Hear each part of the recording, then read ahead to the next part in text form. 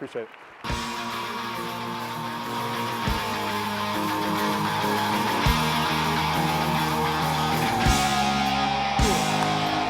Thank you. Thank you very much. Thank you. Thank you. Appreciate it very, very much. It's great to be back here at CPAC, and just want to point out I have two of my boys here from the Citadel, and I see some Citadel guys out there. So, hey, Citadel guys, stand up. I'm going to give you a round of applause. Thank you so much. Good job. It's great to be here with you. Let me just say that I just listened to Ben Sass, and I'm going to say check. I agree with what Ben Sass is saying. I'm a conservative.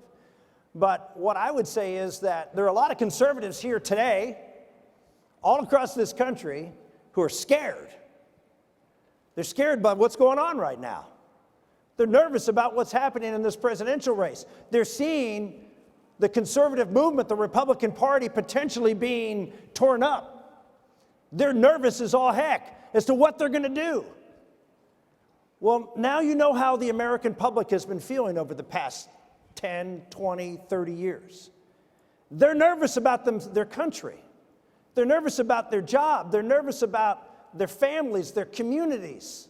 They're nervous about where America is going. And they've been putting their faith in the conservative movement. They've been putting their faith in the Republican Party, that they are concerned about them and that they're going to work and do something to make things better, create conditions, many of which were talked about by Ben, which I endorse and have fought for. But they don't see anything happening, and they see America heading down a path, morally, culturally, for many, economically, for many more, from the standpoint of security, for many others.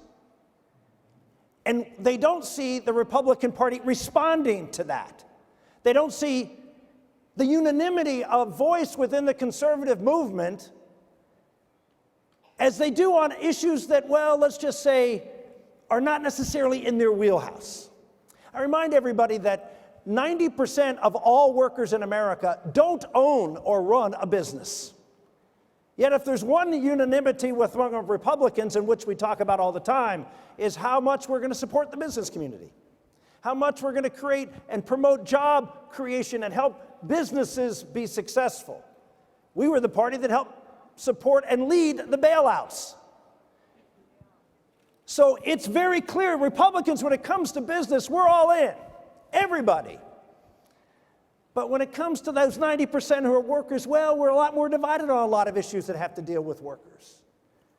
And that, over time, as insecurity continues to rise, as we went through a recession, and we see complete inaction, we see, in fact, an unwillingness in many cases to fight here in Washington.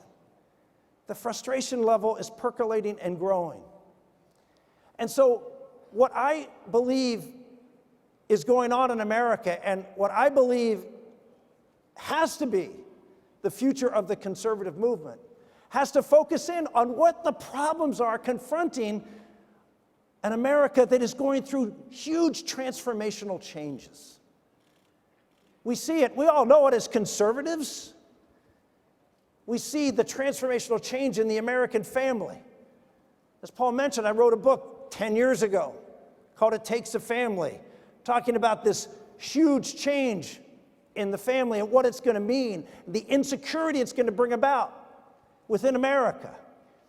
And that if we don't address that, we don't make it a priority to help strengthen and rebuild the American family, not just go to social conservative events and talk about it, but have it be a centerpiece of a populist conservatism that addresses the reality of the breakdown of this critical institution. But we don't. Our nominees for president for the last several, have never even talked about it. It's not their issue. It's not the establishment's issue. And so social conservatives and people who live with the consequences of the breakdown of the family all across America are saying, well, where's the conservative movement for us? What are they doing to help make my neighborhood more stable, help create a better atmosphere for marriage and family development and growth? What are they doing to give my child an opportunity to go to a school where they can actually learn? Oh, we have some Republicans who are for school choice, but most of them want to reform the system. Even our own president, the last one, that's what he was focused on, reforming the system.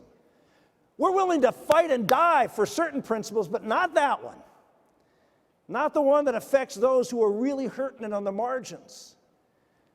So when you hear about populist conservatives, what do we have to do? We have to identify the real anxiety and needs of what's going on out there in America and begin to have as much passion for helping those in need who are struggling in America as we do for the things that, well, it's sort of easier to be for. Oh, it's easier to cut taxes, and it's easier to say we're for limited government or for smaller government, and there is a difference between limited and smaller. I am for limited government, but I am not for small government when it comes to our defense, for example. There are places where we need big government, and one of them is in our Defense Department. We need a bigger Defense Department. So I would say there is a difference, but for us, we have to understand that there are millions of Americans out there when it comes to these issues that are real for them. Yeah, there's a lot of fear and anxiety here in Washington, but there are a lot of people in America now who are cheering because at least someone sounds like, I don't think is, but someone sounds like they're on their side. I'm not here to support, I'm going to be here tonight to represent Marco Rubio, and I'm very proud to do that. And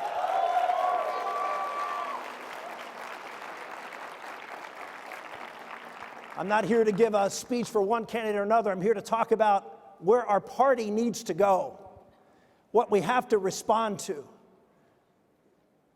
We have to respond to the needs of the 90% of Americans who are workers and the 70% of Americans aged 25 to 65 who don't have college degrees. We talk a lot about, oh, what we're going to do to help people go to college. What about the 25 to 65-year-olds? 70% of them don't have a college degree. What's their economic future? Who's talking to them? What vision are we providing? And it can't just be about, well, we'll cut taxes for high-income individuals and everybody will be fine, because guess what? Everybody's not fine. I wrote a chapter in a book that Paul talked about. I wrote a book a couple of years ago called Blue Collar Conservatism. I wrote it as a response to the experience I had on the road running for president in 2012 and talking about how we're going to restore the manufacturing sector of the economy. Why? Because, ladies and gentlemen, for 100 years it provided the health of the middle of America. But when do you ever see Republicans talk about that? When do you ever talk about how we're going to do something for lower skilled or lower educated workers, for them to have a good quality of life, for them to be able to rise in society? When do you hear that from this podium? Where do you hear that at a Republican convention? And then you wonder, why are they not voting for us? Why are they upset? Why are they leaving us? Any of you married out there, you ever not talk to your wife and wonder why she doesn't think you love her? Ladies and gentlemen, we're not feeling the love because we haven't been giving much. We have to be a party that understands that America has dramatically changed economically. Globalization is real. It's wonderful overall, but it has serious consequences for a lot of people in our society. And when we just say, well, buck up, work harder, everything will be fine, how's that work with your kids? Ladies and gentlemen, we have an opportunity as a result of what's happening right now to start addressing some of these issues and put conservative principles, the things that Ben Sass and I agree on, put conservative principles in place that speak directly to the needs of people who are struggling, who are saying, we're not with you anymore.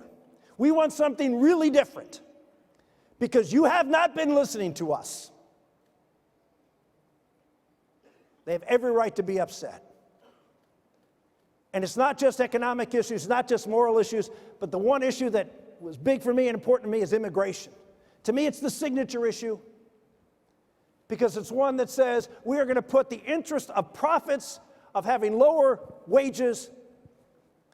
If you're a Republican and you come at this from a business perspective, or more votes if you come in from a democratic perspective and bring more and more lower skilled people in here to drive wages down, you know, wages over the last 20 years have grown at the lowest level in any 20-year period in American history.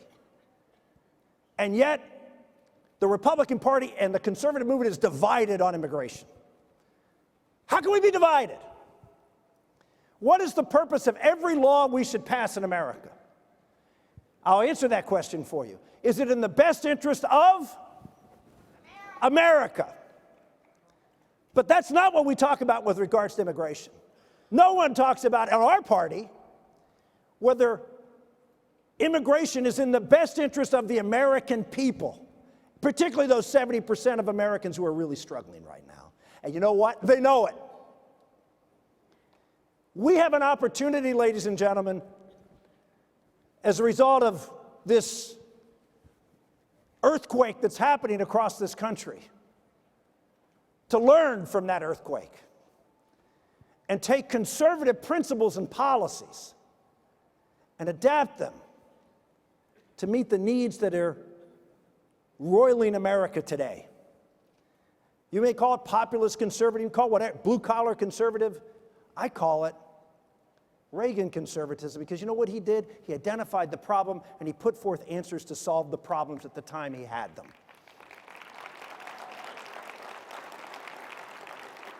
You provide that leadership. You provide that leadership as a movement, you won't have to be worried anymore. You won't have to be worried about the conservative movement, because we'll have put our finger on the on the pulse of what's going on in America and be able to help that patient rise from that bed and be productive again in our society. Thank you all very much, and God bless. Thanks.